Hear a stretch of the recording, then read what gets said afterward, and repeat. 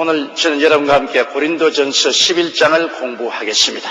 고린도전서 11장 찾아주시기 바랍니다. 11장 1절부터 우리 다 같이 공부하십시다. 11장 1절입니다. 내가 그리스도를 본받는 자 된 것 같이 너희는 나를 본받는 자 되라. 바울 선생은 그 영과 마음과 몸과 생활 전체를 하나님께 완전히 드린 것을 볼 수 있습니다. 그래서 자기 자신이 스스로 자기를 볼 때도 하나님께 완전히 자기를 헌신했다고 자신만만하게 할 수 있었기 때문에 이런 말을 할 수 있는 것입니다. 내가 그리스도를 본받는 자 된 것 같이 너희는 나를 본받는 자 되라. 우리는 이 세상에 살면서 모두 다 본을 받을 수 있는 모범자를 선택하고 그 모범자를 따라서 우리가 살아갑니다. 가정에서는 자녀들이 부모의 본을 땁니다. 아들은 대개 아버지의 본을 따고 딸은 엄마의 본을 땁니다. 그렇기 때문에 며느리를 택하려거든 먼저 그 집 어머니를 봐야 됩니다. 어머니가 개망난이면 딸이 아무리 좋아도 그건 개망난. 그건 어릴 때 자랄 때부터 어머니를 모델로 삼고 자라기 때문에 아버지가 그냥 어머니 때리고 술 주정뱅이고 방장하면 되게 그 아들이 그 모험을 따라가게 되는 것입니다. 되게 어린아이들의 인격 형성은 1살에서 6살까지 끝장난다고 전문가들은 말합니다. 그들이 일생을 살아갈 인격적인 바탕이 1살에서 6살 만에 다 끝장이 나는데 그럼 1살에서 6살까지 제일 가까이 계시면 누굽니까? 부모님 아닙니까? 부모님은 가시같이 계십니다. 그러므로 부모님의 모든 일거수일투족을 모험으로 삼고 바라보고 그러고 난 다음에 인격의 바탕이 형성되기 때문에 그것이 장성해서도 언제나 나타나게 되는 것입니다. 이러므로 요사이 젊은이들이 서로 연애해서 좋아한다고 눈 맞다고 당장 결혼해서 그래서 30%나 되는 가정이 파괴된 이유는 그 가정을 보고 뼈를 봐야 돼요. 옛날에 결혼하려면 중매쟁이가 들어서고 또 가정을 보고 전통을 보는데 요새 젊은이들은 그런 시시한 것 안 본다고 우리 눈만 맞으면 되지. 그렇지 않아요. 그가 자라놓은 가정과 그 부모님과 그 환경과 그 배경은 일생을 살아가는 인격 형성에 절대적인 영향을 미치기 때문에 반드시 그 부모님을 보아야 되는 것입니다. 콩 심은 데 콩 나고 팥 심은 데 팥이 납니다. 그러므로 모델이라는 것이 얼마나 중요한지 말로 다 알 수 없어요. 모델. 저는 목회할 때 저희 마음속에 모델을 두었습니다. 그 모델이 뭐냐면 그때는 제가 목회할 때는 우리 영락교회 한경직 목사님이 6,000명의 성도를 가진 세계 최대의 교회라고 그랬습니다. 그래서 어찌한지 나의 모델은 한경직 목사였습니다. 한경직 목사님 목회를 닮아 있다. 그래서 수도문에서 교회를 지을 때 영락교회 가서 자로 가지고서 앞에서 뒤 옆에서 옆을 채우고 글상을 다 헤아려 가지고서 영락교회보다 한 줄 더 많이 글상을 넣었어요. 왜냐하면 영락교회보다 조금 더 큰 교회를 세워야 되거든. 내가 그때 그렇게 하니까 거기에 있는 교회 지기가 나를 아주 물끄러미시하고 입을 딱 벌리고 아니 당신 젊은이가 어떻게 감히 우리 위대한 한경직 목사님보다 나아지려고 하느냐고 그랬어요. 공자님도 후생이 가외라. 공자님도 뒤에 오는 사람이 더 무섭다 그랬는데 한경직 목사님만 이렇게 하시라는 법이 있습니까? 나도 그 모델을 삼아서 그보다 더 큰 꿈을 가질 수가 있습니다. 그래서 우리 한국에는 한경직 목사님이 저기 하나의 모델이었었습니다. 그리고 설교는 제가 빌리 그라함 목사님을 모델로 삼았습니다. 항상 빌리 그라함 목사님 설교를 듣고 그 설교를 외우고 그리고 그 식대로 설교를 하다가 가끔 가다가 기운이 미치지 못해서 죽을 뻔당했습니다. 빌리 그라함 목사님은 처음 시작부터 굉장히 핏질을 올려가지고서 큰 소리로 설교를 하지 않습니까? 근데 저도 따라서 그냥 막 처음부터 핏질을 올리고 나중에는 뭐 기운이 다 빠져가지고 중간에 목소리도 안 나오고. 그래서 내가 하나님께 기도를 했어. 하나님, 빌리 그라함 목사님은 처음부터 피치를 올려서 창창한 목소리로 설교를 끝까지 하는데 나는 왜 중간에 가다가 못합니까? 그러니까 하나님이 내게 가르쳐준 것 같아요. 직접 가르쳐주신지 내 생각인지 모르겠지만은 빌리 그라함 목사님은 소고기를 먹고 너는 밥만 먹지 않느냐? 밥이나 풀이나 먹고 난 다음 네가 무슨 힘이 있어 끝까지 설교를 하느냐? 너도 빌리 그라함처럼 그렇게 힘차게 하려거든 스테이크를 먹어라. 그때 내 팔자에 스테이크 먹을 팔자가 못 돼요. 1년에 소고기 한 번 먹으면 굉장한 것입니다. 그래서 나는 빌리 그라함 목사처럼 그렇게 했다가는 못 견디겠구나. 그래서 그 설교하는 음성의 모델은 내가 안 따랐지만은 그 모델을 따르려고 애를 마셨습니다. 그 다음에는 오랄 로버트 목사님을 모델로 삼고 그를 연구도 많이 하고 그렇게 했는데 사람이란 것은 다 자기가 나아갈 앞선 사람의 모델을 따라갑니다. 또 그래야 되고요. 그래야 발전이 있지 스스로만 가지고는 안 되는 것이죠. 모델을 따라가야 되는 것입니다. 근데 바울 선생은 고린도 교인들 보고 내가 그리스도를 모델로 삼은 것처럼 너희는 나를 모델로 삼고 따라. 예수 그리스도야말로 우리에게 완전한 모델이 아닙니까? 그는 완전한 하나님이 완전한 사람으로 오셔서 이 땅에서 목회하였기 때문에 우리에게 완전한 모델이죠. 근데 바울 선생은 그 그리스도를 온전히 따랐습니다. 그렇기 때문에 바울 선생을 따르는 것이 곧 예수 그리스도를 따르는 것과 같다고 생각할 수 있습니다. 바울 선생도 그렇게 자신했습니다. 저는 이 성경 읽을 때마다 굉장히 진땀이 나요. 나도 이렇게 말할 수 있는가? 말 못해. 내가 그리스도를 따른 같이 너희들은 나를 따르라. 안 돼요. 조용히 따르지 마세요. 여러분들은 바울은 따르고 예수님을 따라도 조용히는 따르지 마세요. 나는 바울처럼 결코 그런 위대한 신앙의 삶을 살 수가 없기 때문에 노력은 하지만은 나를 따르라고 말할 수 있는 그런 자신은 없어요. 물론 따르고 싶은 사람이 있거든 따르세요. 못 따르라는 말은 안 합니다. 그러나 내 스스로가 감히 나를 따르라고 할 만큼 그렇게 내가 자신이 있지 못합니다.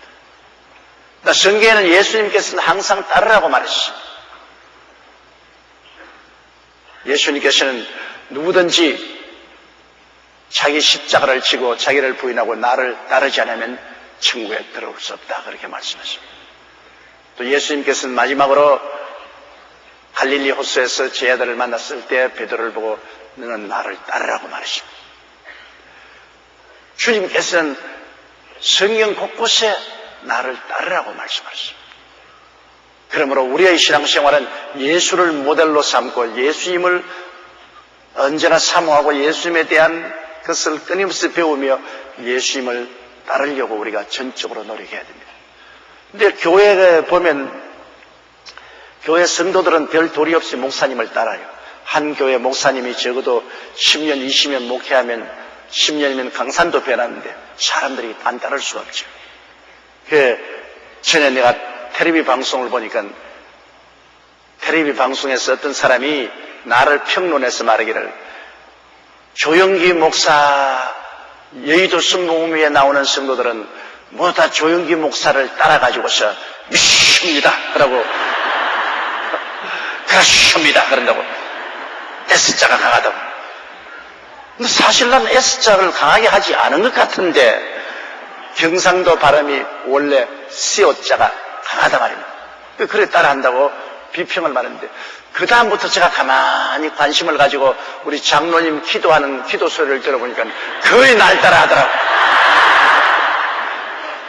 계속 그 교회에서 계속 그 기도를 듣고 그 설교를 들으니까 그대로 닮아가는 것입니다. 그러므로 성도들 보면 저 성도는 어느 교회의 성도구나 하는 것을 되게 저는 알 수 있습니다. 서울의 큰 교회 성도들 만나서 이야기하면 이야기하는 폼을 봐서 저는 김사만 목사님 교회 성도구나. 저는 소망교회 박선희 목사님 교회 성도구나. 아, 저분은 사랑의 교회 오가는 목사님 교회 성도구나. 대래 알 수가 있습니다. 왜냐하면 하도 오랜 세월 동안 한 교회 나가면서 말씀을 들었기 때문에 그 교회의 목사님의 어느 심사 행동이 모델이 되어서 그를 따라가게 된 것입니다. 그러므로 바울 선생께서는 너희는 나를 본받는 자다. 그러므로 우리가 굉장히 조심하고 살아야 되는 그 누군가 나를 본받고 있습니다. 오늘 우리 예수 믿는 사람 그 누군가 우리를 본받고 있어요. 오늘 우리 기독교 신자들이 우리 한국 사회를 이끌어가지 못하고 한국에 영향력을 미치지 못한 이유는 교회는 5만 교회나 되고 성도는 1,200~300만이 된다고 그러지만은 우리 성도들이 정말로 그리스도를 본받지 못하기 때문인 것입니다. 우리가 세상에 비난받는 것은 윤리와 도덕성에 있어서 그리스도를 본받고 있지 않기 때문입니다. 요사이 한국에서 특 문제가 생겨서 감옥에 갇혔다면 보면 집사, 안수집사, 장로들이 수두룩하거든. 우리 정치계나 문화계나 우리 사회에서 상당히 무리를 일으킨 많은 사람들이 교회 집사나 안수집사나 장로들이었습니다. 사회적으로 윤리와 도덕적인 모델이 되지 못했습니다. 그렇기 때문에 비난은. 그리고 또 비난하는 것은 우리 교회가 우리 한국 사회에서 정의 실천을 하지 못했습니다. 모델이 되지 못했어요. 우리 교회가 어려움을 당했었을 때 약한 자 편에 서서 말하지 아니하고 언제나 독재자가 나오면 독재자 편에 섰단 말입니다. 그래가지고서 대통령 기도회도 독재자가 대통령이 돼도 기도회에 참석해서 온갖 좋은 말로 칭찬하고 그렇게 이 한국 사회에서 믿지 않은 사람들이 손가락질. 예수 믿는 사람이 좋을 때는 전부 권력자와부하고 바른 말을 해야 될 때는 정교 분리라고 그래서 정치는 정치고 종교는 종교라고 나 모른 채 등을 돌렸다. 그러므로 교회는 믿을 수 없다. 근데 캐톨릭 교회는 우리 한국에서 상당히 존경을 받고 있습니다. 그건 왜 그러냐? 한국이 정치적으로 사회적으로 어려울 때 약자 편에 섰습니다. 여러분 보세요. 요사이는 이제 나가라 그러지만 옛날에는 데모하는 사람 어디로 갑니까? 명동성당으로 갑니다. 데모하는 사람마다 명동성당에 가서 거기에 천막 치고 거기 앉아 있습니다. 거의 늘 텔레비에 나오고 라디오 나오고 신문에 나오고 캐톨릭 교회 앞마당은 약자를 위한 피난처구나. 그러한 인상을 우리 한국 동포들에게 갖다 주십니다. 캐톨릭 교회는 약자들 편에 서서 말을 한다.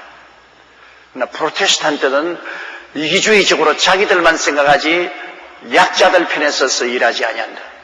그러므로 캐톨릭이 프로테스탄트보다 낫다. 그렇게 해서 많은 사람들이 캐톨릭을 칭찬하고 흠모하고 캐톨릭이 우리 한국에 굉장히 부흥 발전을 한 것입니다. 그래서 수가 많아서 이제 한국에 캐톨릭 추기경이 2사람이 생길 수 있게 되었다는 말을 내가 들었습니다. 250만이면 추기경 1사람이 생겨나는데 이제는 추기경 2사람이 생겨날 정도로 많이 성장 발전. 그런 점에 있어서 우리는 크게 회개하고 자복해야 되는 것입니다. 우리는 모델이 되지 못했어요. 우리는 모르지만은 안 믿는 사회가 우리를 가만히 보고 있어요. 모델로 삼고 있어요. 즉 예수 믿는 사람이 어떻게 행동하느냐, 윤리와 도덕적인 면으로 그리고 정치적인 사회적인 면에서 어떻게 행동하는가 모델을 보고 있습니다. 우리가 모델 역할을 잘못하면 우리를 버리고 마는 것입니다. 우리가 모델 역할을 잘하면 우리를 따라오죠. 한 가정에도 그렇지 않습니까? 예수 믿는 가장, 예수 믿는 부인이 들어와서 어떻게 모델 역할을 잘하는가. 모델 역할을 잘하면 연중에 감동을 주지만 예수 믿는다고 하면서 교회를 나가면서 어느 심사 행동이 완전히 삐뚤어져 있으면 누가 그를 따라서 예수를 믿겠습니까? 제게 요사이 매일같이 들어오는 인터넷 편지가 한 4,000통 들어옵니다. 그 인터넷 편지에 너무나 많은 가정적인 문제를 토의하고 오는데 그 가정에 보면 모범이 못 되는 가정들이 너무나 많아요. 술 먹고 아내를 때리고 가정을 돌보지 않냐고 방탕하는 이러한 남편이나 아버지들이 많은데 그러한 사람들이 어떻게 모델이 될 수 있습니까? 그럼 자녀들이 누구를 보고 자랄 수가 있습니까? 그 누군가 우리를 항상 모델로 삼고 있다는 것을 우리가 생각하고 우리 마음속에 두려움을 가지고 살아야 됩니다. 더구나 크리스찬 아니면 모르겠지만 예수 믿는 사람이면 그 누군가 이웃 사람이 저 사람은 예수 믿는 사람이다. 주일이면 성경을 끼고 교회에 나간다. 저 집에서 찬송 소리도 나고 기도 소리도 난다. 저 사람이 어떻게 사는가 보자. 의식적으로 무의식적으로 여러분을 모델로 삼고 봅니다. 보아서 여러분이 형편없으면 아이고 예수 믿는 것 형편없다. 뭐 예수님도 형편없다 그렇게 생각하는 거예요. 근데 예수 믿는 사람이 마음에 존경을 받을 수 있는 모델이 되면 야, 그 보통 사람과 다르다. 저분이 믿는 예수님은 진실하시다. 우리의 행동을 보고 하늘에 계신 우리 주 예수께 칭찬을 하기도 하고 예수님을 부정적으로 말하기도 하는 것입니다. 이러므로 모델 역할을 우리가 잘해야 된다는 걸 잊지 말아야 돼요. 더구나 교회 장로님들, 안수집사, 권사, 셀리더들 이러한 분들은 교회 중에도 선택을 받은 모델들 아닙니까? 이 모델들이 올바르게 행동해야 성도들이 따라가고 또 불신 사회가 따라가는 것입니다. 우리는 스스로 모델이라는 이 사실을 깊이 인식해야 돼요. 그저 교회 와서 주여 주여 이름만 부르고 내 혼자만 은혜 받고 행동은 내 마음대로 해도 괜찮다고 이렇게 생각해서는 안 되는 것입니다. 바울 선생은 자기가 모델이 될 수 있다고 자신만만했습니다. 내가 그리스도를 따르고 있으니까 너희들 나를 따르라. 우리도 만일 우리가 마음을 다하고 뜻을 다하고 정성을 다하고 목숨을 다하여 그리스도를 따른다면 여러분 다른 사람들이 우리를 보고서 아 예수 그리스도를 닮은 사람이라고 말할 수 있을 것이요. 우리도 담대하게 나를 따르라고 말할 것입니다. 왜? 나를 따르는 것은 나를 따르는 것이 아니라 예수님을 따르는 것이기 때문에 내가 예수님을 따라가니까 너희들은 나를 따르라. 그렇게 말한 것입니다. 2절요. 너희가 모든 일에 나를 기억하고 또 내가 너희에게 전하여 준 대로 그 유전을 너희가 지킴으로 너희를 칭찬하라. 나는 바울 선생께서 얼마나 그리스도를 따라가고 그리스도에게 온전히 목숨을 바친 그리스도의 그림자로서 행동했다는 사실을 이곳에서 읽을 수 있습니다. 바울 선생이 어떻게 이렇게 자신 있게 말할 수가 있습니까? 너희가 모든 일에 나를 기억하고 내가 너희들 가운데서 복음 전도하고 내가 너희에게 살한 이 모든 것을 기억하고 그 기억을 살려서 너희들이 신앙생활하는 바울이 얼마나 흠없고 점없는 그러한 올바른 신앙생활을 했다는 것을 볼 수 있죠. 정의롭고 정직하고 성실하고 충성스럽고 탐욕을 저버리고 용서와 사랑, 온유와 겸손을 가진 그런 삶을 살아서 완전한 모델로서 좋은 기억을 남겨놓았습니다. 유혹의 욕심을 따라 썩어져가는 구습을 준 옛사람을 바울은 완전히 버리고 그리스도를 따라 의와 진리의 거룩함으로 지음을 받은 새 사람을 입고 살았기 때문에 좋은 기억을 남겨놓았습니다. 사람들이 바울을 생각할 때 그분은 예수님 같은 사람이다. 예수님 닮은 좋은 기억을 남겨놓았습니다. 여러분 사람을 만나면 사람은 언제나 다른 사람에게 임프레션, 즉 인상을 남겨놓게 되는 것입니다. 그 사람은 참 명랑하고 쾌활하고 허심탄회하게 좋은 사람이다. 그 사람은 아주 고집부렁이고 깍쟁이고 고집 세고 못쓸 사람이다. 사람마다 임프레션 남겨놓지 않습니까? 인상을 남겨놓습니다.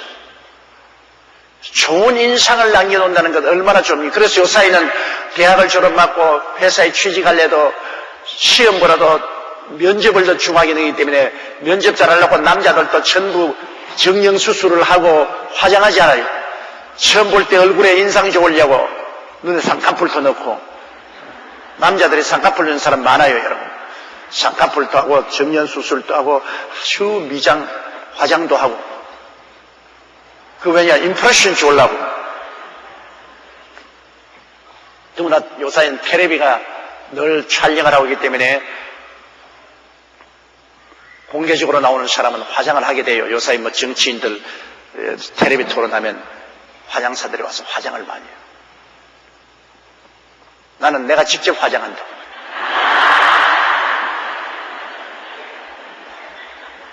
오늘 여기 나오고 있는데 내가 도랑 다 바르고 나왔다고 해요. 그러니까 내가 이쁘게 보이지 않아요. 그렇죠? 실물보다 좋게 보이는 것은 내가 화장을 하고 나오기 때문에. 저도 화장통 들고 다니면서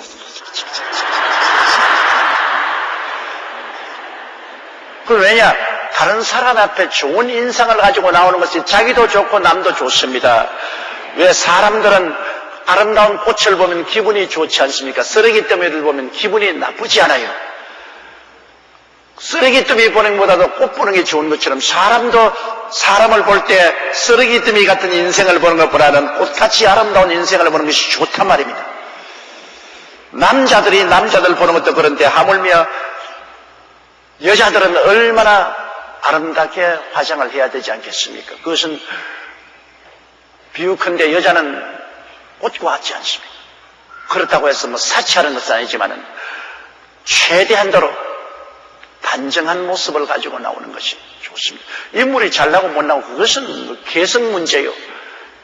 인물이 잘나고 못난 걸 가지고서는 평론할 수 없어요. 왜? 그건 하나님이 그렇게 만드셨기 때문에 아무도 그 개성을 평론하지 못합니다. 그건 오늘 모든 사람은 자기 개성을 가지고 있기 때문이에요. 그러나 자기에게 준 그 인물을 단정하게 간수하는 것은 우리가 해야 될 일입니다. 그래서 다른 사람에게 좋은 인상을 보여요. 이래서 우리 모습도 좋은 인상을 보여주고 우리 옷 입는 것도 좋은 인상을 보여주고 우리의 말씨도 좋은 인상을 보여주는 거예요. 이 말씨 요사이 모 정치인이 막말을 해적이는데 나는 그 막말을 하는 정치인의 말을 들으면 간이선을 해요. 아니 그 모 정치인을 사랑하는 모임이라는 것을 인터넷에 올린 것을 보면은 앞으로 큰 교회는 다 해산시켜야 된다. 재벌들의 주는 전부 다 사가지고서 가난한 사람에게 나눠줘야 되고 대교회는 해산시켜버려야 된다. 뭐 이런 아주 섬찟한 말을 해요. 그렇게 해서는 정치인이 되지 못해요. 말을 다스려야 돼요. 말을 다듬어야 돼요. 말을 잘 다듬어야 돼요. 저는 처음 목회를 하고 난 다음 참 애를 먹은 것은 강한 경상도 액센트 때문에 우리 교회 3번 나와야 내 말을 알아듣겠다 그럽니다. 그러니 얼마나 답답합니까? 이래서 최하실 목사님이 나를 데리고 경상도 액센트 고쳐주신다고 정말 애를 많이 쓰고 저도 애를 많이 썼습니다. 왜냐하면 제가 살밥을 먹는다 그러거든요. 그러니까 이 사람아 살밥을 먹는 것은 자네 살을 뜯어 먹는단 말이야. 살밥이 아니고 쌀밥. 쌀밥이 안 됩니다. 아무래도 살밥이지 왜 쌀밥이냐 말이야. 그 발음이 안 되는 경상도 사람들은 몇 가지 언어에는 발음이 안 돼요. 또 내가가 안 돼요. 경상도 발음은 다 내가요. 내가. 그래서 그 발음이 안 돼서 나는 오랫동안 설교할 때 너가 그지 내가 말을 안 씁니다. 내가가 안 돼요. 그래서 너가 그렇지. 내 것이라고 말하고 너 것이라고 말하지. 이제는 하도 훈련을 해서 이제 혀가 조금 돌아간다. 그럼 어느 문제도 그래요. 어느 문제도 표준말을 써야 돼요. 아주 경상도 사투리나 전라도 사투리 서면은 코미디언은 되어도 연설가는 못 되고 설교하는 못 돼요. 발음을 잘해야 돼요. 아주 표준어를 쓰고 그게 사람들에게 인상을 남기는 것입니다. 그러니까 외모도 그렇고 언어도 그렇고 그 다음에는 성격도 그렇고 성격도 남에게 아주 단정한 행실로서의 좋은 인상을 남겨놓으면 나중에 두고두고 그 사람의 인상이 머리에 그 사람은 지나가도 그 사람이 남겨놓은 인상 삶의 발자취는 남겨놓고 가는 것입니다. 그럼 바울 선생은 아주 고린도 교인들에게 좋은 인상을 남겼습니다. 그가 예수를 따르는 그 삶이 어느 심사 행동에서 얼마나 충실했던지 바울 선생을 기억만 해도 예수님을 기억할 수가 있었습니다. 그래서 너희가 모든 일에 나를 기억했다고 했습니다. 모든 일에 바울 선생은 흠이 없고 점이 없이 그리스도를 따랐으니 바울 선생을 기억하고 또 내가 너희에게 전하여 준 대로 그 유전을 너희가 지킴으로 너희를 칭찬하라. 바울이 전해준 그리스도의 교훈을 그들이 기억하고 실천함으로 바울이 칭찬을 낸 것입니다. 칭찬. 고린도 교회 여러분 결점이 굉장히 많아요. 고린도 교회 서로 분열하고 싸우고 그러고 음란하고 방탕한 일도 있고 여러 가지 나쁜 일이 많지만은 바울 선생이 고린도 교인을 대할 때 먼저 좋은 점을 먼저 보고 나쁜 점은 나중 보았습니다. 먼저 좋은 점을 칭찬해주고 나쁜 점은 나중에 손댄다. 우리 보통 사람들은 사람을 볼 때 나쁜 점부터 먼저 보아서 막 평론하고 비평하는데 하나님은 그렇게 하잖아요. 여러분 계시록에도 보면 소아시아 7교회에 대해서 주님께서 말씀하실 때도 언제나 교회에 좋은 점을 먼저 보고 칭찬을 하고 난 다음에 그 다음 나쁜 점을 고치라고 그러십니다. 그 부부간에 여러분 가정에 생활할 때도 꼭 그렇게 해야 돼요. 남편에게 무슨 교훈을 하고 싶거들랑 남편의 좋은 점을 자꾸 이야기해가지고서 마음이 아주 푸근하게 만들어 놓고 그 다음엔 여보 나 당신 이것 좀 고치면 좋겠어. 그러면 받아주는데 처음부터 당신 나쁘지 않느냐 말이야. 당신 저녁에 늦게 들어오고 술 좋아하고 세상 좋아하고 당신 아주 나쁜 사람 아니야. 그러면 뭐 이런 게 있어. 뭐 어쩌고 어째 뭐냐. 너는 잘났어? 너는 훌륭해? 이렇게 나오잖아요. 그러지 말고 당신 참 내가 볼 때는 당신 인물도 좋고 아주 몸도 스마트하고 당신 우리 친구들이 칭찬 많이 하더라. 당신 능력도 있고 마음씨도 착하고 그래서 난 당신하고 사는 거 참 기쁘게 생각하면 기분이 좋아라. 월렐레. 그런데 난 당신이 꼭 한 가지만 해주면 좋겠어. 저녁에 좀 술 먹고 오게 있지 말고 좀 일찍 들어오면 좋겠어. 그럼 내가 더 행복하겠어. 그럼 뭐랍니까? 글쎄 내 사업 때문에 막 술 먹는 사람하고 댕기지만은 막 당신이 좀 그런 원하면 내가 노력해볼게. 아이 좋아 노력해 달라고. 그럼 참 좋겠다. 들어주죠. 너 처음부터 막 나쁜 점을 말하면 안 되지. 남편도 한 가지. 부인이 음식을 너무나 잘못하면 당신 음식이 뭐 그 모양이야. 그 때문에 집에 들어오긴 생각이 딱 없어져. 음식집에 가서 사먹고 말지 그냥 포장마차보다 더 잘 못한다니까. 그럼 뭐 부인이 막 완전히 삐껴가지고서 음식할 생각이 안 나요.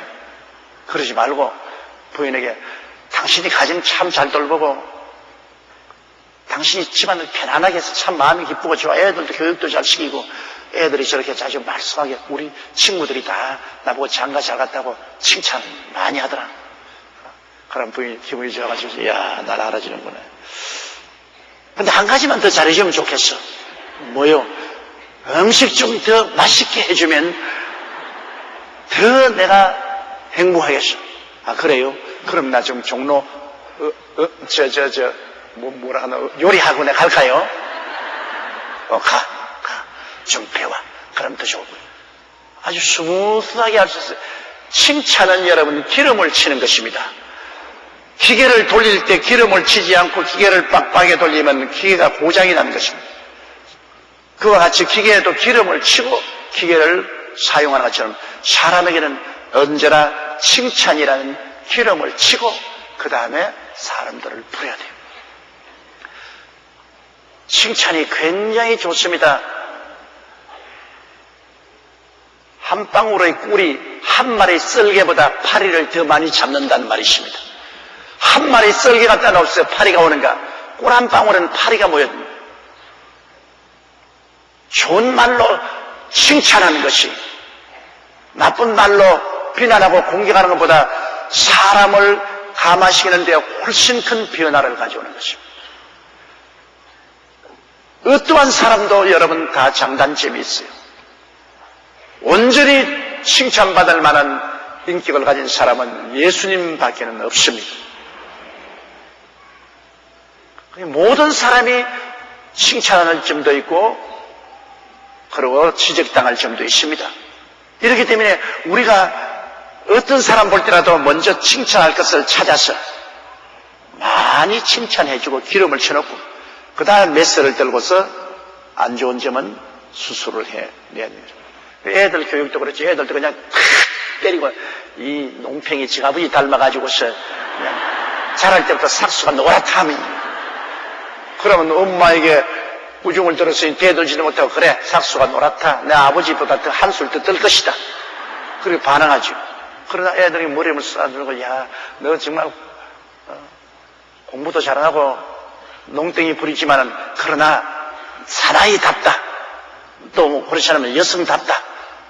내가 보기엔 너가 참 훌륭한 사람이 될 것 같다. 원래 그런 성격이 보이는데 조금만 네가 공부를 좀 하고 실력을 쌓으면 아주 훌륭한 사람이 되었을 때 네가 일을 할 수 있는 능력이 생길 것이다. 칭찬을 해주면 더구나 어린아이 때 어머니가 칭찬해주는 그 칭찬은 일평생에 그 마음속에 떠나지 않습니다. 위인들을 보면 어머니의 칭찬한 그 칭찬이 일생을 바꾸어놓은 일, 그러한 일들이 많이 있습니다. 그렇게 해야 돼요. 그러므로 목사님이 강단에서 복음을 전가할 때도 언제나 그리스도의 은혜로서 복음을 전가하고 은혜를 받은 사람을 하나님의 율법으로 변화시켜야지 은혜도 받지 않았는데 막 율법으로 때려가지고서 그냥 마음에 상처를 입히면 교회 한 길로 갔다가 7길로 도망치고 말이에요. 교회 와서 은혜를 잔뜩 받은 사람에게 이제는 성수주일 하시어 11조도 내시어 계명도 지키고 생활하시어 하면 흐뭇해서 하는데요. 그 은혜를 받기 전에 그냥 율법으로서 때리면 그냥 상처투성이가 돼서 나가버리고 말잖아요. 오늘 이 바울 선생은 고린도 교인들에게 이제 앞으로 상당한 교훈을 하려고 작정을 하고 있습니다. 상당히 꾸짖기도 하고 고칠 걸 고치게 하려고 하면서인데 그 앞에 칭찬부터 탁 해서 아유 기름을 쳐놓았었습니다. 그래서 너희가 모든 일에 나를 기억하고 또 내가 너희에게 전하여 준 그 유전을 너희가 지킴으로 너를 칭찬한다. 아 고린도 교인들이 편지를 받고 마음이 흐뭇해집니다. 그 다음부터 그냥 이제는 조지는 거라. 3절요. 그러나 나는 너희가 알기를 원하노니 각 남자의 머리는 그리스도요 여자의 머리는 남자요 그리스도의 머리는 하나님이시라. 고린도 교회 내 질서가 없어요. 상하 노유의 남녀의 질서가 없어요. 모두 다 제 멋들이요 제 각각이요. 그러므로 이제는 바울 선생이 칭찬하고 난 다음 이제는 조지기 시작하는데 먼저 질서를 분명히 세우고 있습니다. 너희가 모였을 때 질서를 지켜야 모든 일이 잘 되기 때문에 질서에 대한 말을 하는 것입니다. 그러나 나는 너희가 알기를 원하노니 각 남자의 머리는 그리스도다. 남자 위에 예수 그리스도가 있어요.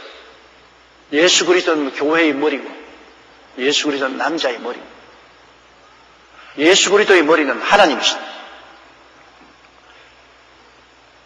그리고 여자의 머리는 남자예요.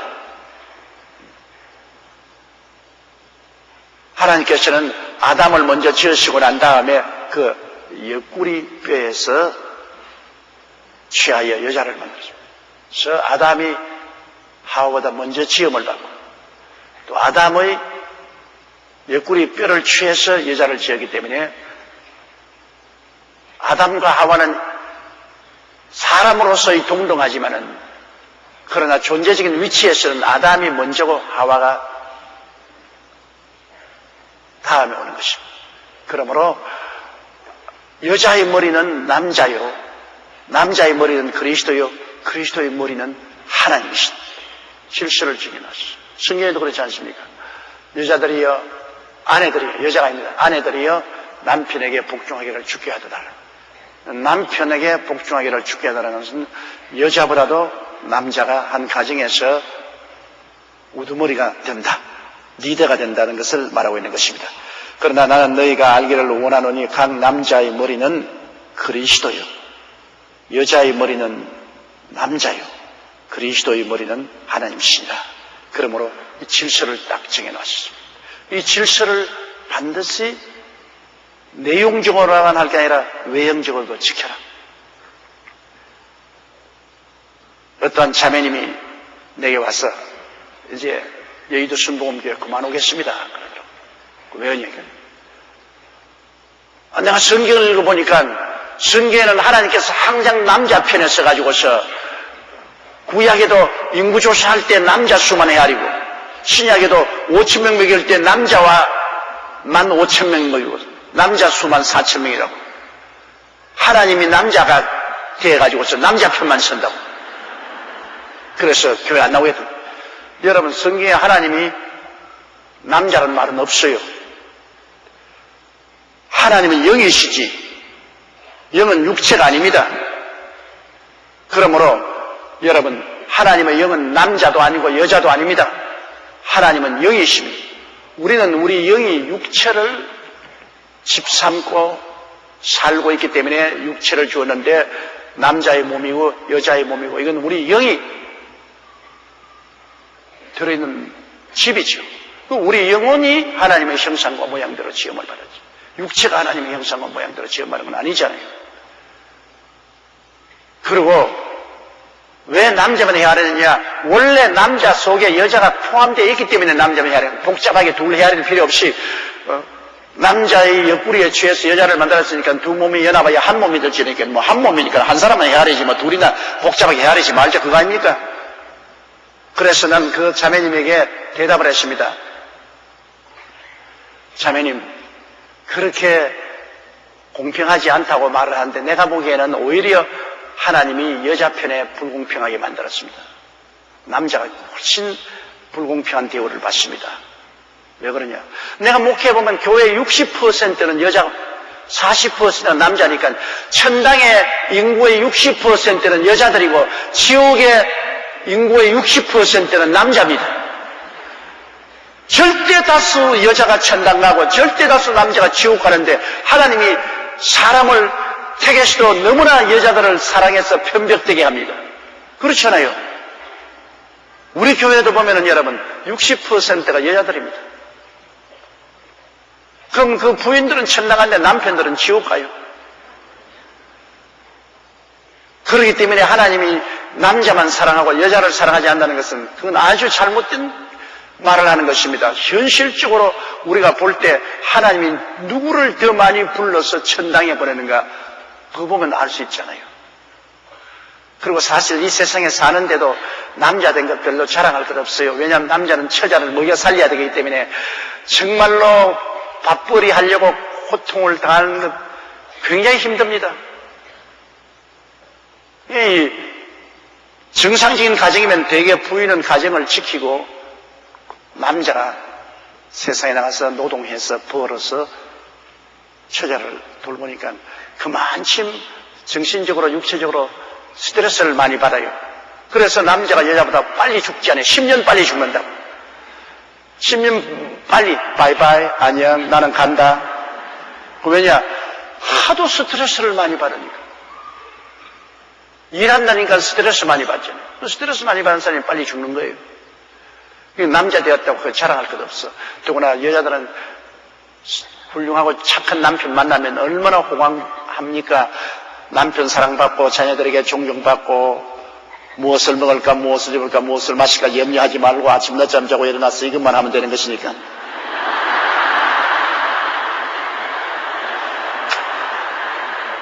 그리고 남편 벌어둔 돈 가지고 쇼핑하고, 정말로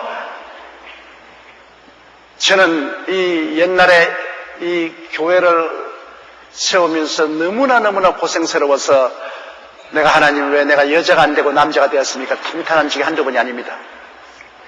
제가 여자가 되었으면 좋겠다고 생각한 것은 제가 군대에 갔을 때 논산훈련소에서 하도 훈련에 고달프고 우리 시대에는 밥을 적게 줬어요. 요사이는 그런 것 없는데 옛날에는 꽁보리밥도 그냥 단무지 몇 개에다가 꽁보리밥 그 소금국을 주는데 그걸 먹고 너무너무나 배가 고파서 훈련을 다 마치고 철조망으로 또 와서 밖을 내보면 여자들이 그냥 자유롭게 돌아다니고 우리 어머니가 나를 여자로 낳지 왜 난 남자를 낳아가지고 이렇게 나를 고생을 시키냐. 그때 남자 된 건 내가 후회했다고요. 그 다음에 목회를 했는데 여기 우리 농어촌 교육자들 많이 고생을 하고 계시지만은 나도 시작할 때는 저 불광동 농촌 마을 구석에 들어갔어. 너무너무 목회가 괴롭더라고요. 천막 치고 가만히 깔고 교인 5명 데리고 시작했는데 군대 갔으면 배가 고프냐 또 목회 시작해서 배가 고파. 이거 11조도 없지요. 아무것도 없지요. 교단에서 도와준 것도 없지요. 매일매일 같이 무엇을 먹느냐는 생각나요. 배가 고파요. 그래서 그때 거기에서 목회하면서 지금까지 키워오는 과정에서 너무 고생스러우니까 아이고 내가 남자로 태어나지 말고 여자로 태어나서 시집가서 잘 살았으면 내가 얼마나 좋겠노. 이 남자로 태어나가지고서 이렇게 그냥 목회자로 교회 세운다고 이런 뼈골이 아픈 이런 고생을 내가 내야 하느냐 그런 생각이 났어요. 그렇기 때문에 여자로 태어난 건 여러분 절대 후회하지 마세요. 사람이 마지막 고통을 당할 때, 전쟁에 나가서 죽을 때, 어려움을 당할 때 누구 이름 부릅니까? 엄마 그지 아버지 그런 사람 봤어요? 아버지 그런 사람. 지금도 저도 발걸음 잘 못해가지고 피끗하면 아이고 어머니 그지 아이고 아버지 그렇게 말 안 해요. 그만큼 어머니는 사랑을 받고 존경을 받는 사람. 그러므로 하나님이 너무 남자만 사랑하고 여자는 편백되게 했다. 그건 잘못입니다. 하나님은 우리를 다 똑같이 사랑하는데 그러나 우리가 사회생활하는데 위계 질서는 있어야 돼요. 위계 질서가 없으면 콩가루 집안이 되죠. 그렇기 때문에 예수 그리스도의 머리는 하나님이시고 삼위일체 하나님인데도 불구하고 아버지와 아들과 성령이 다 같은 위로서 동등한 하나님이심에도 불구하고 아버지에게서 아들이 나오고 아버지와 아들 속에서 성령이 나오시기 때문에 그 위계는 예수 그리스도의 머리는 하나님이고 그리고 남자의 머리는 예수님이시고 여자의 머리는 남자다.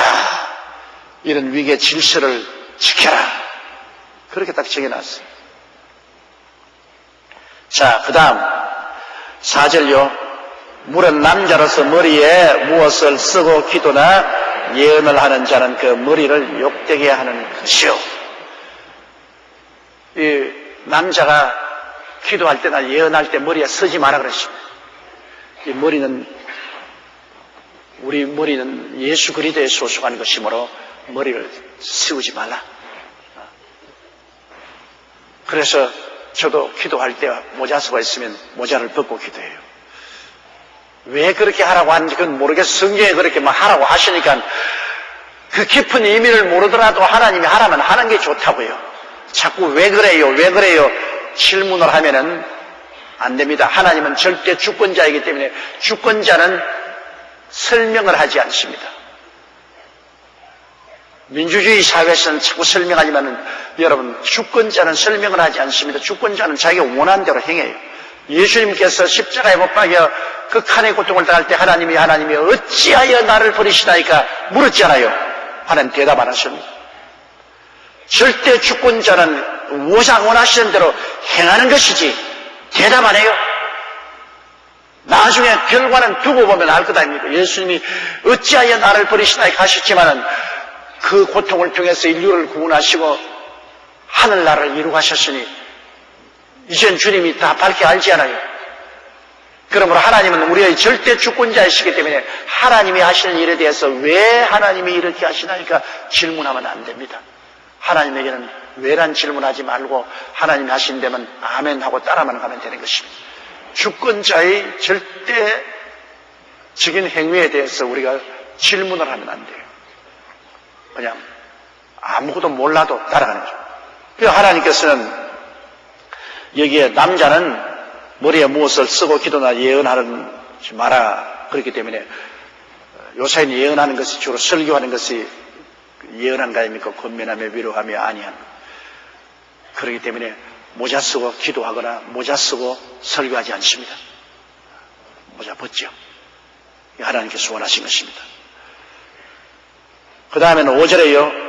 무릇 여자로서 머리에 쓴 것을 벗고 기도하나 예언을 하는 자는 그 머리를 욕되게 하는 것이니 이는 머리 민 것과 다름이 없음이니라. 여자들은 또한 기도하거나 예언할 때는 머리에 쓰라 했습니다. 요사이 가톨릭 교회에서는 전부 다 너울을 쓰지 않아요. 옛날에 우리 한국에도 우리 어릴 때만 하더라도 여자들이 전부 머리를 예수 안 믿는 사람들도 머리를 다 이렇게 썼어요. 근데 뭐 교회 갈 때 머리 썼죠. 지금도 동굴아파 지역에 가면 교회 가면 거의 다 머리에 너울을 쓴 사람이 많아요. 그러나 신교에서는 요새 머리를 쓰는 사람들이 별로 없습니다. 영국 교회 가면은 부인들이 아주 멋있는 모자를 쓰지요. 그 주일날은 그냥 모자 경쟁이에요. 제가 예배 보러 가면 막 가지 모자를 쓰고 나와 있습니다. 그런데 이제 우리 한국 교회나 미국 교회에 가면은 머리에 쓰질 않아요. 뒤에 보면은 하나님께서 머리에 너울을 쓴 대신에 긴 머리를 주셨다는 말이 있습니다. 긴 머리. 그러므로 여자들 머리가 긴 머리를 가지는 것은 하나님께서 머리에 너울을 쓴 대신으로 주셨다고 말하는 것입니다.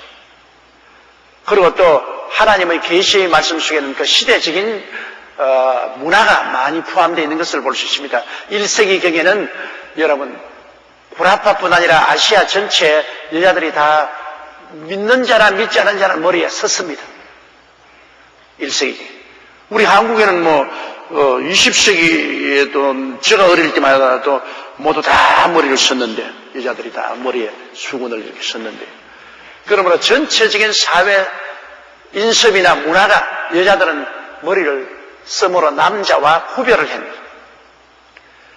그래서 그 문화적인 그 상황을 교회에서 그대로 받아들인 것입니다. 남녀 유별의 표시로서 여자들이 머리에 수건을 쓴 것을 교회에서도 그대로 하나님이 받아들이신 것입니다.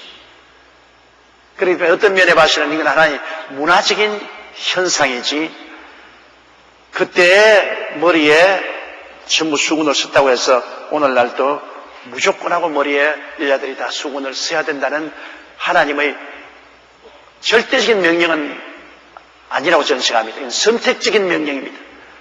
지금이라도 하고 싶은 사람 그렇게 해요. 그러나 이것은 절대적인 명령이보다도 선택적인 명령으로서 해도 좋고 안 하는 사람은 긴 머리를 가져라. 긴 머리를, 여자들이 긴 머리를 길러라. 그렇지 않으면 깎아버려. 쓰기 싫고 긴 머리를 깎고 싶지 않거든 머리를 깎아. 옛날에 머리를 깎는다는 것은 여자들이 범죄했을 때, 추행을 했을 때 머리를 깎았습니다. 아주 수치와 번욕을 주기 위해서. 그러므로 요사이 와서는 여자들이 너울을 쓰지 않으려거든 긴 머리를 가져라. 그 대신에 긴 머리를 가져라. 내가 구라파에서 하면 그 설교를 하니까 어떤 사람이 그러면 여자의 머리가 어느 정도 길어야 되겠냐 그래 물어요. 그래서 내가 대답을 하기를 남편이 히피거든 더 긴 머리를 하고 남편이 머리를 빡빡 깎거든 짧은 머리를 해줬다. 왜? 척도는 누구에게 제일 것이냐? 남편의 머리카락보다 길어야 된다. 그 말이다. 남편이 빡빡 깎아버렸으면 여자는 파마넨트를 짧게 해도 괜찮을 것이고 남편이 히피가 돼서 길게 하거든 그보다 더 길게 하라. 그런 농담삼 진단반으로 제가 한 말이 있습니다. 그러나 성경에는 여기에 머리 썩은 것하고 머리를 길게 하는 것을 동등시하고 있습니다. 무릇 여자로서 머리에 쓴 것을 벗고 기도나 예언을 하는 자는 그 머리를 욕되게 하는 것이니 머리 민 것과 다름이 없습니다. 6절요. 만일 여자가 머리에 쓰지 않거든 깎을 것이요. 만일 깎거나 미는 것이 여자에게 부끄러움이 되거든 쓸지어다. 굉장히 바울 스승이 강하게 말을 했습니다. 머리에 쓰지 않거든 머리 깎아버려. 미는 것이 여자에게 부끄러움이 되거든 써라. 그 앞에는 굉장히 강하게 말을 했습니다. 그러나 이제 뒤에 가서는 바울 선생이 타협안을 내놓았습니다. 서는 대신에 긴 머리는 하나님이 서는 대신으로 주었으니 그러므로 여자는 긴 머리를 가지라. 그렇게 타협안을 주셨습니다.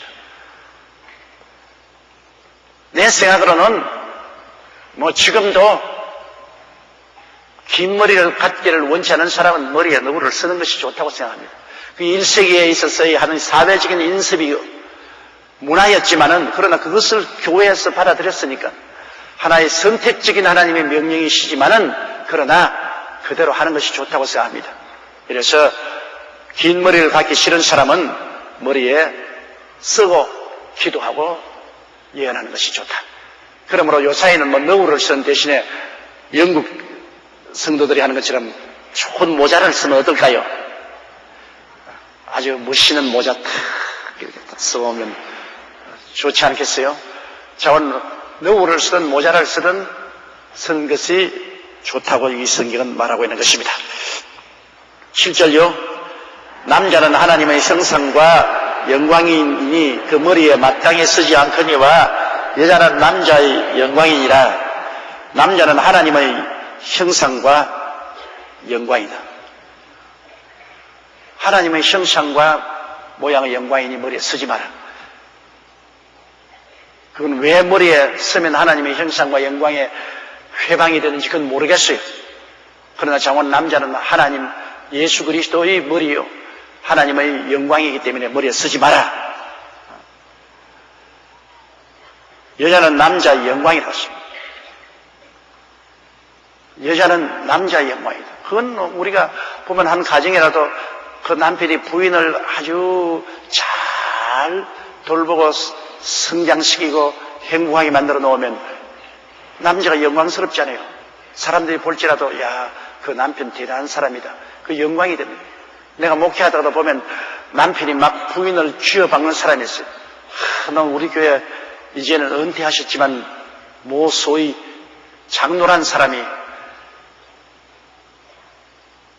우리 보는 앞에서 그 부인을 막 쥐어박는데요. 자기는 남자답게 생각하고 막 부인을 가지고 막 아주 쌍욕을 하면서 쥐어박으니까 부인이 그냥 완전히 기가 다 죽었어. 그럴 때 내가 보고서 쌍놈이구나.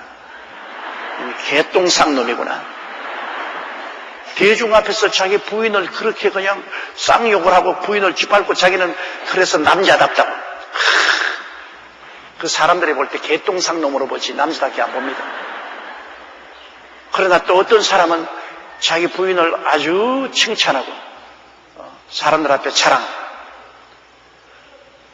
그 부인이 그 칭찬과 자랑을 듣고 얼굴이 장미꽃같이 피어나요. 즐거웠어. 얼마 전에도 내가 우리 장로님 부부하고 만나서 식사했는데 그 장로님이 나보고 하는 말이 목사님 나는 우리 집사람하고 결혼해가지고서 사실은 내가 출세했습니다. 나보다 교육도 많이 받고 좋은 집안에서 자라고 나는 교육도 많이 못 받고 좋은 집안에 자라지 못해서 우리 집사람이 나에게 말하는 것도 가르쳐주고 행동하는 것도 다 간섭을 해서 가르쳐주므로 내가 많이 세련된 사람이 되었습니다. 나는 참 좋은 아내하고 결혼해서 출세를 하고 복을 받고 삽니다. 그러므로 아주 우리 집 보배입니다. 그러니까 그 부인 얼굴을 보니까 얼굴이 장미꽃까지 피어올라요. 아주 너무 행복해가지고. 그 다음에 부인이 가만 있잖아요. 목사님 아니에요. 너무나 우리 남편이 사랑해 주시고 돌봐주기 때문에 그렇게 하는 것이지 내가 한 것이 있나요? 참으로 우리 남편은 훌륭한 분입니다. 나 같은 사람 말도 들어주고 귀를 기울여주고 그리고 아주 좋은 모델이 되어주십니다. 칭찬을 하니까 칭찬이 나오잖아요. 산울림의 법칙에 의해서.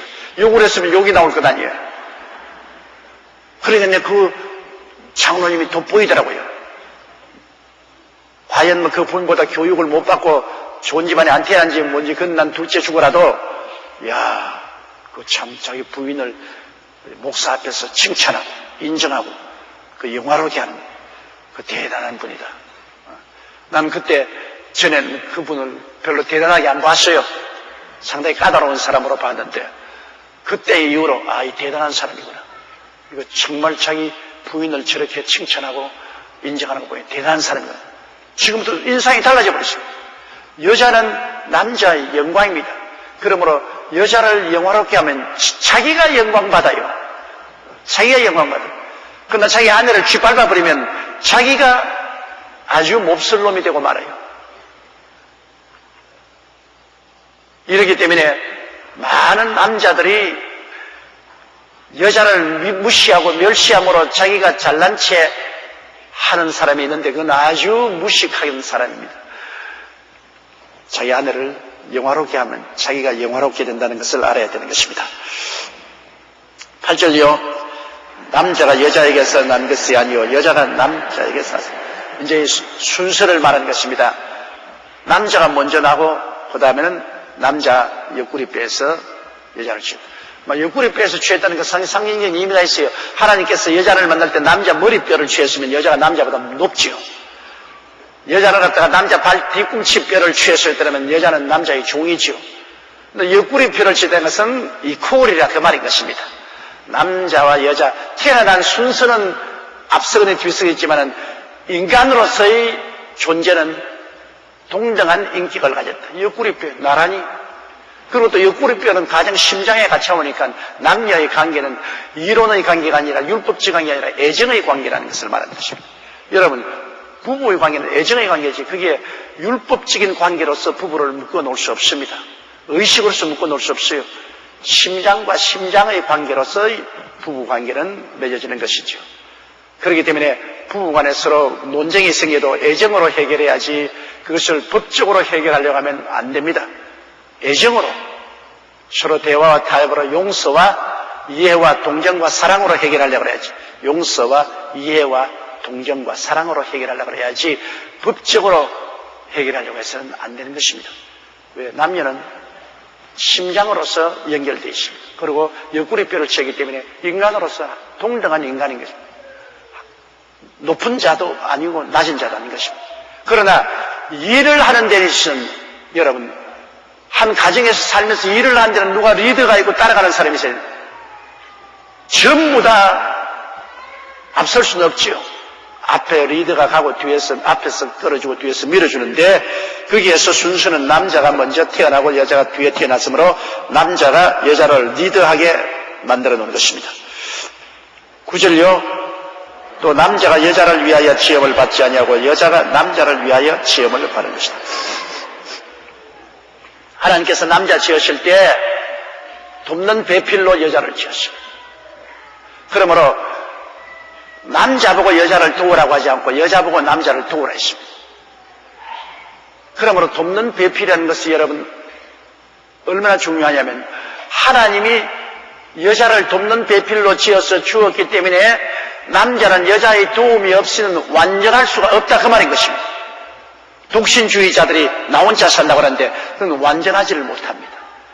하나님께서는 한 완전한 남자로서 인생을 살기 위해서는 돕는 배필인 여자가 도와줘야 돼요. 기도로 도와줘야 되고 좋은 조언으로 도와줘야 되고 물심양면으로 협조해 주어야 남자가 훌륭한 남편, 자녀의 아버지, 사회인으로서 살아갈 수 있다. 혼자는 안 된다. 그러므로 남자는 어찌할 수 없이 하나님이 지으실 때 여자의 도움을 받게 되어 있어요. 남자가 나무라면 여자는 물입니다. 나무는 보이지만 물은 뿌리에서 안 보이지 않아요. 안 보이는 배경에 있지만 물이 없으면 나무는 말라버립니다.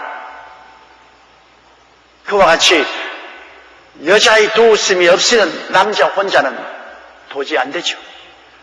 그러므로 돕는 배필, 여자가 돕는 배필인데 돕는 배필을 잘못 얻어놓으면 박살난다고, 박살나.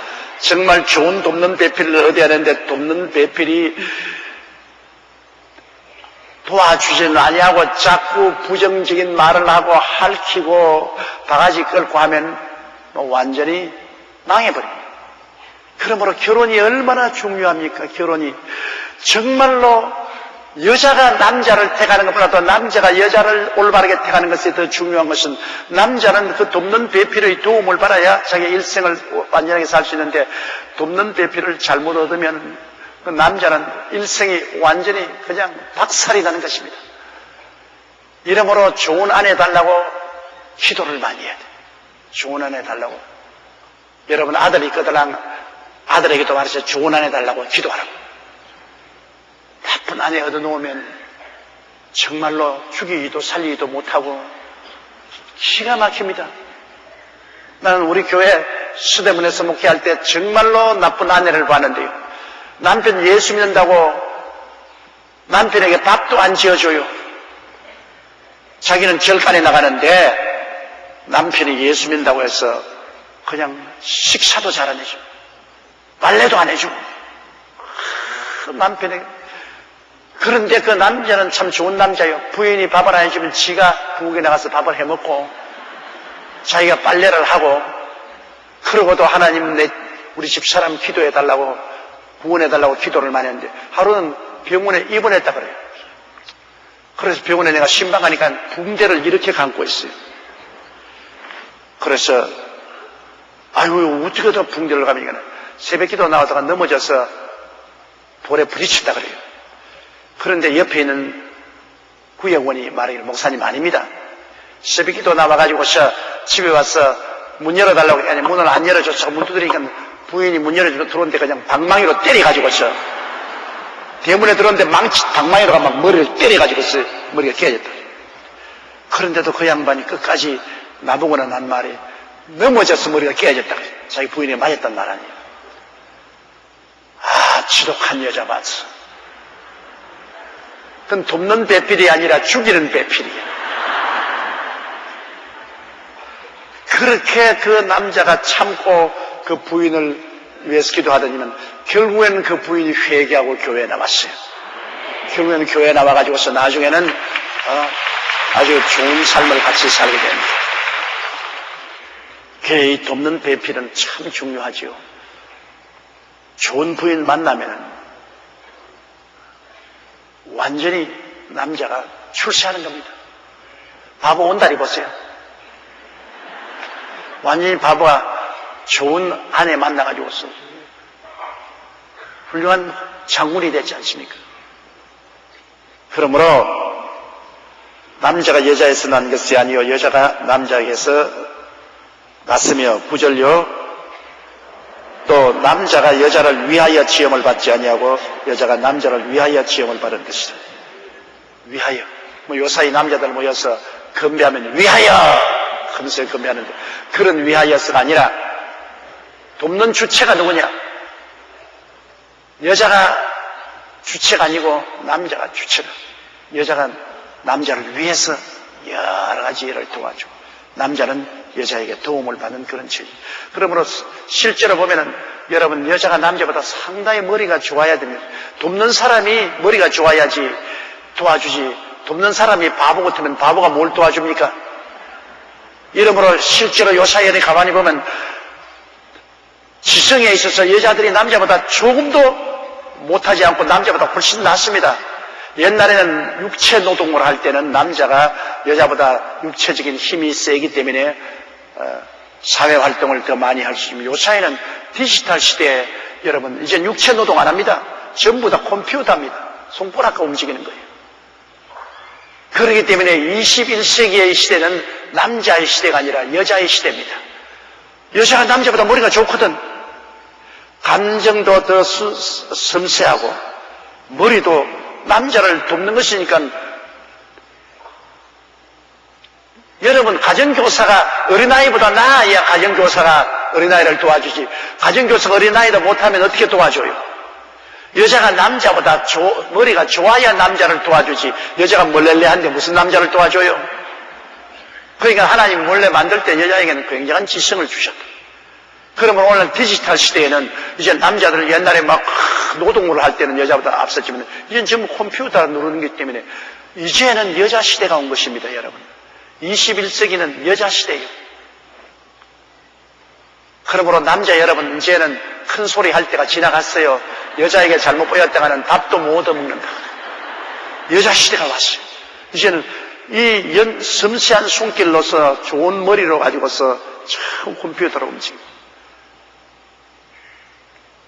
얼마 있지 않으면 여러분 국회의원들이나 대통령이 여자들이 남자들 수보다 많아질 때가 21세기는 다가옵니다.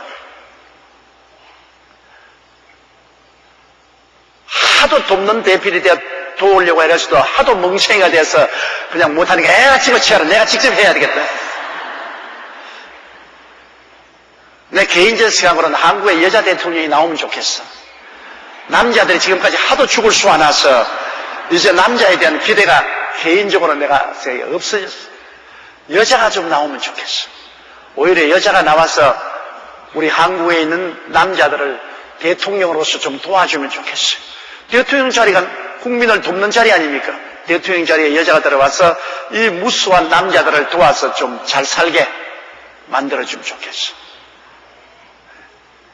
이 말 했다고 또 내일부터 인터넷에서 온갖 욕을 하는 소리가 올라올지 모르겠어.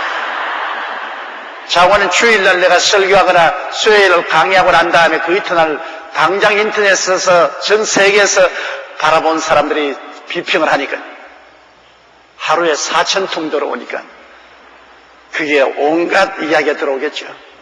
그러나 내 심정은 내가 솔직히 말해서 그런 것입니다. 그러므로 여자들이 남자보다 못하다고 생각하면 결코 안 됩니다. 부모가 자녀를 돕는 같이, 선생이 학생을 돕는 같이 여자들은 남자를 위해서 돕는 배필로 지음을 받은 것입니다. 그렇기 때문에 남자는 여자의 도움이 절실히 필요하고 여자는 남자보다도 그러므로 더 우수한 직감과 판단력을 하나님이 허락해 주신 것입니다.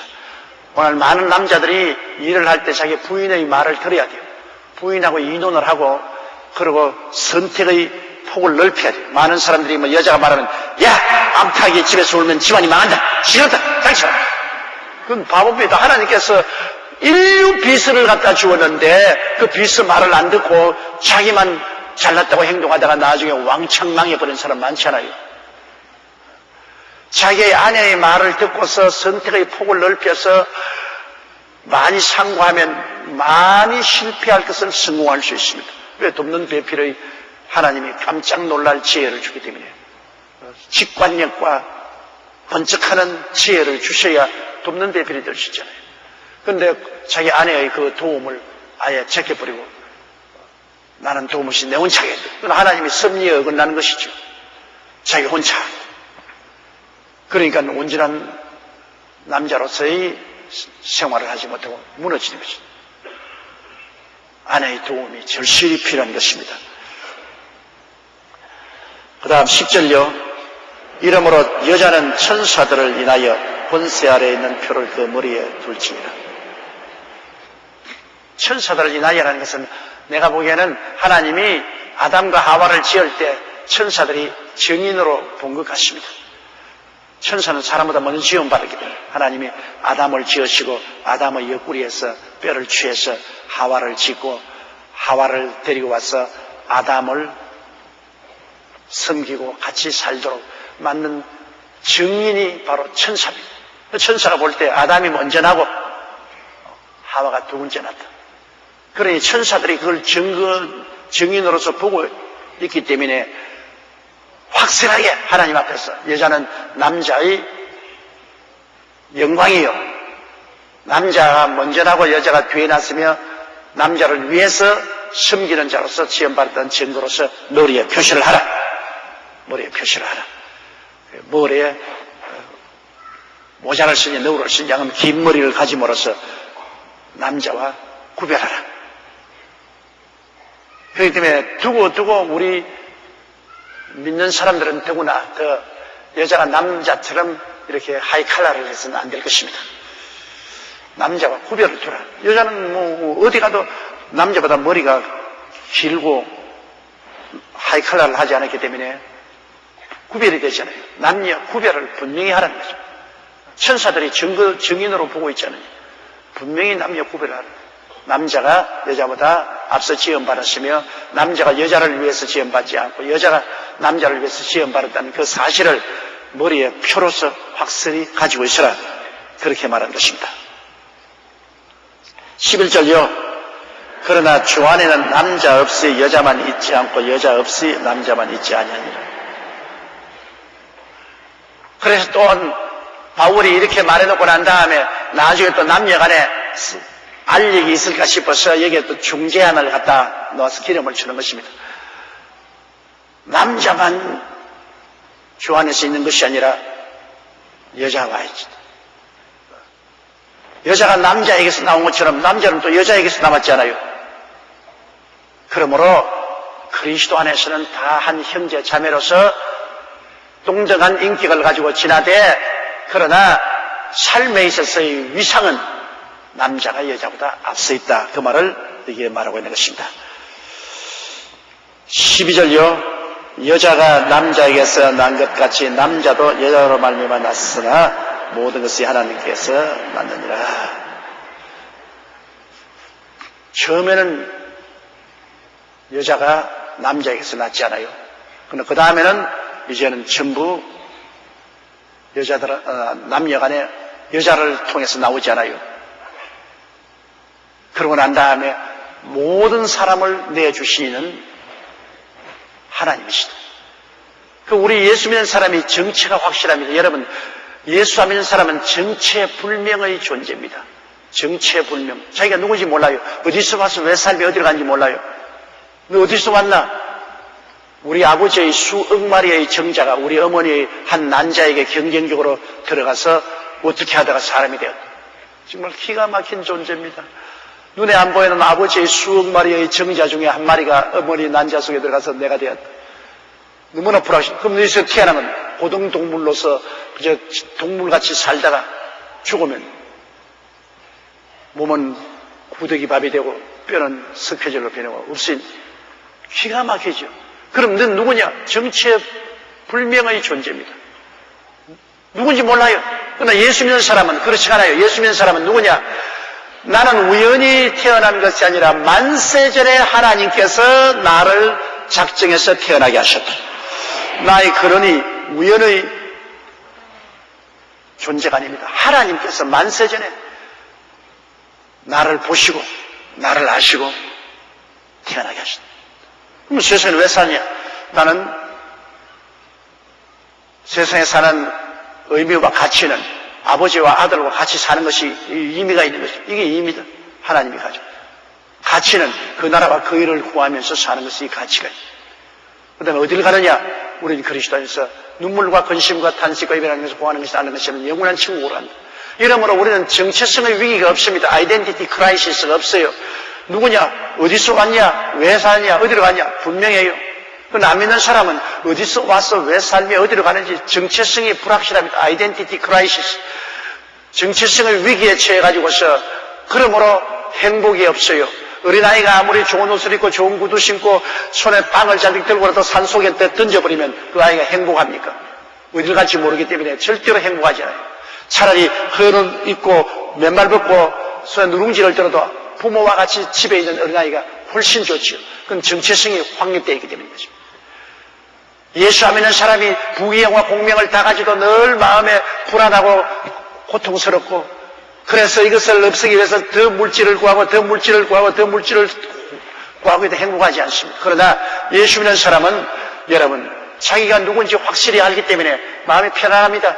있으면 감사하고 없으면 없는 대로 있으면 있는 대로 우리가 행복하게 살 수가 있는 것입니다. 그러므로 우리 모두가 하나님께로부터 났다는 것 얼마나 중요한지 모릅니다. 우연히 아미바에서 우리가 변화되어서 인간이 된 것도 아니고 우연히 아버지의 증충과 어머니의 난자에서 태어난 존재가 아니고 우리는 만유의 근원 되시는 하나님 아버지께로부터 났습니다. 하나님이 우리를 태어나게 하셨다. 그리고 하나님 위해서 살다가 우리는 하나님께로 돌아간다. 얼마나 명쾌하고 좋고 확실한 일이 아니겠습니까? 13절요. 너희는 스스로 판단하라. 여자가 쓰지 않고 하는 그 기도하는 것이 마땅하냐. 아, 바울 선생님 좀 그만하세요. 여자 머리 쓰는 문제에 대해서 바울 선생님이 너무 집요하게 매달립니다. 그만큼 바울 선생은 그 당시 교회 남녀 간에 아예 질서를 확 주려고 생각하고 있습니다. 남녀 간의 구별을 완전히 하니. 그래서 여자가 머리에 쓰지 않고 기도하는 것이 합당한가 생각하라. 그 당시에 문화가 그렇고 그 생활 습관이 다 여자가 머리 쓰게 돼 있는데 안 쓰니까 이상하게 볼 것은 당연한 일이지요. 그러나 바울 선생은 그러므로 여자가 머리에 쓰든지 긴 머리를 안 하고는 기도도 하지 마라. 그렇게 단호하게 말하고 있는 것입니다. 14절요.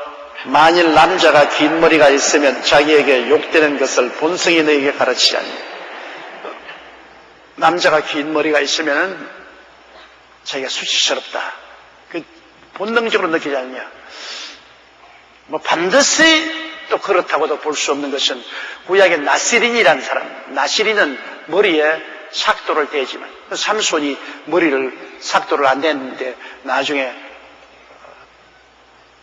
머리에 삭도를 대고 난 다음 하나님의 능력을 잃어버리지 않습니까? 바세바가 아니고 데릴라에게 유혹을 받아서 머리에 삭도를 대고 난 다음에 능력이 없습니다. 나실리는 머리를 그대로 기르는 거예요. 그는 온전히 하나님께 내어 바친 사람으로 포도주도 독주도 마시지 아니하고 온전히 하나님께 바친 나실리는 머리를. 예수님은 머리가 길지 않아요. 우리가 직접 예수 보지만 예수님 사진에 보면 예수님 머리가 이렇게 길잖아요. 예수님은 나사렛 사람, 나시린인 것입니다. 예수님은 머리에 삭도를 대지 않습니다. 왜냐? 나시린으로서 온전히 하나님께 자기 자신을 맡겼기 때문에 머리에 삭도를 안 댄 것입니다. 그런 나시린이 아닌 일반 남자들은 다 머리를 짧게 깎아야 돼요. 긴 머리는 수치가 있는 것입니다. 그런데 이 구약시대 보면 우리 한국도 옛날 같지만 남자들은 모두 다 수염을 길렀어요. 수염을 길렀어요. 그 옛날에 가정의 어린아이들이 아버지께 순종을 잘한 것은 아버지가 수염이 있어 그렇다고 그랬어요. 자기하고 다르거든. 수염이 다 이놈 아이고 수염 달린 사람이에요. 이놈 요사이는 싹 깎아버리니까 자기나 나나 말이야. 장군이 여러분 권총을 가진 것은 권총 쏠라고 가진 것이 아니에요. 권총을 탁 차고 있는 그게 곤입니다. 그러면 병사들이 보고 우리 장군은 권총을 차고 있네. 우리 할아버지 아버지 수염 봐라. 저도 환갑을 당했을 때 수염을 기르려고 그랬어요. 나는 수염이 별로 많지 않은 사람이라 코수염을 기르려고 그랬는데 우리 교회 장로님 한 분이 내게 왔어요. 내가 수염을 기르겠다고 말을 했는데 장로님 한 분 오시더니만 아무 말도 안 하고 내 앞에서 무릎을 꿇고 저를 넓적하더니만 목사님 제발 수염 기르지 마십시오. 아니 내 수염 기르는데 뭐가 그렇게 간절해서 무릎을 꿇고 절까지 하면서 수염을 기르지 마라. 왜? 나는 예수 믿기 전부터 이 교회에 나와서 목사님 댁에서 지금 몇십 년을 예수를 믿고 장로까지 되는데 목사님 이미지가 달라지면 내가 아주 내 마음이 신앙이 흔들리려고 합니다. 그러니까 목사님께서 수염을 기르지 마세요. 그러다가 또 우리 집 사람 한 말이 수염만 기르면 밤에 잘 때 가위로 잘라버리겠다.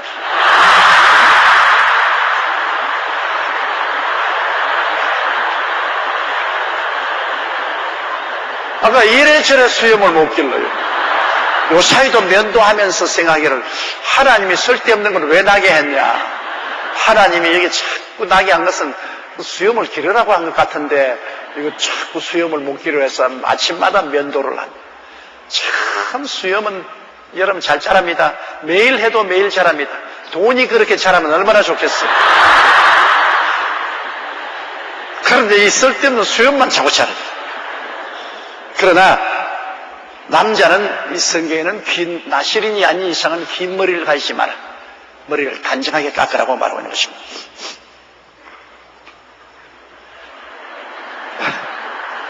그 다음 15절요. 만일 여자가 긴 머리가 있으면 자기에게 영광이 되나니 긴 머리는 쓰는 것을 대신하여 주신 영광. 여기에 이제 해답이 나오는 것입니다. 쓰는 것을 대신해서 줬다. 제일 좋은 것을 쓰는 것이 제일 좋은데 쓰기 싫으면 쓰는 것을 대신해서 여자에게 긴 머리를 주셨다. 그러므로 여자는 긴 머리를 가지면 자기에게 영광이 된다. 여자가 긴 머리를 가지고 바람에 머리를 날리면서 보리밭길을 걸어가면 황홀하고 눈부시죠. 그러므로 여자가 긴 머리를 가지는 것 우리가 봐도 좋습니다. 여자가 남자처럼 아주 짧게 단만 머리를 하고 있는 것을 보면은 우리가 보기에도 본성이 별로 좋지가 않습니다.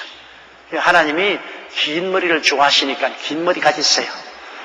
하나님이 좋아하시는 걸 하면 여러분 좋지 않아요. 그러니까 여러분께서 긴 머리는 덮는 것을 대신해서 주셨다.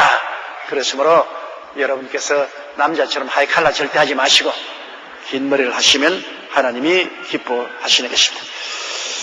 16절요.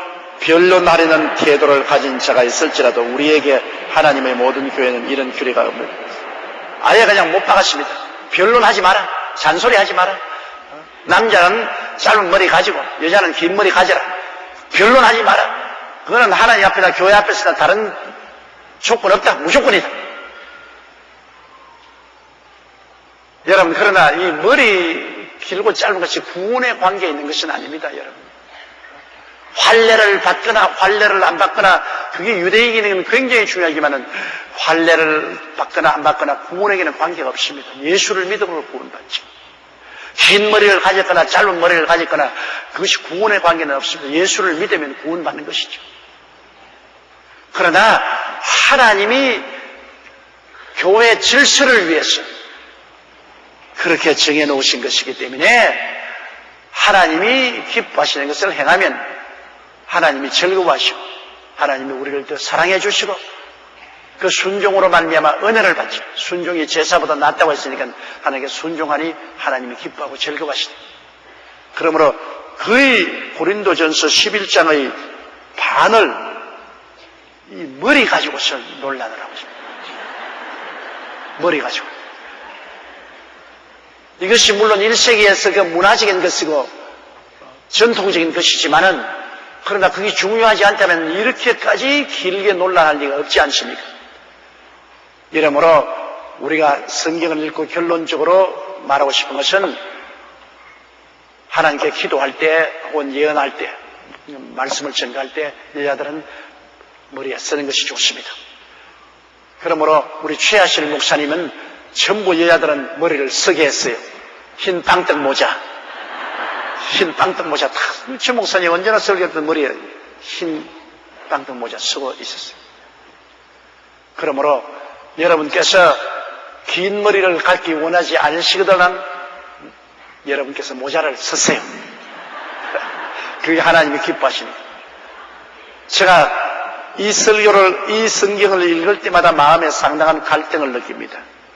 왜냐하면 하나님께서 이 성경 말씀 가운데 이렇게 긴 장을 사용해서 여자에게 머리 쓰는 것을 늘 강조하시고 나중에 와서는 변론하려는 태도를 가진 자가 있을지라도 우리에게나 하나님의 모든 교회는 이런 규례가 없다고 그냥 아주 못을 딱 박아놨는데 더 이상 머리를 길게 하고 짧게 하고 변론하지 마라 시킨 대로 하라고 그러는데 그래서 저는 여러 가지 오랜 세월 동안 고민을 많이 했습니다. 왜냐하면 저는 불교를 믿다가 예수를 믿고 그것도 가톨릭이 안 들어가고 프로테스탄트에 들어와서 믿어서 그냥 전부 머리를 쓴 전통이 없는 곳에 들어와서 평신도로 있다가 주의 종이 되어서 목회를 하는데 이 성경을 읽을 때마다